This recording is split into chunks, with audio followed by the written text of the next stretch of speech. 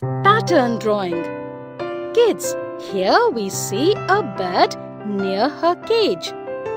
Let's color the bird and its home with different color patterns.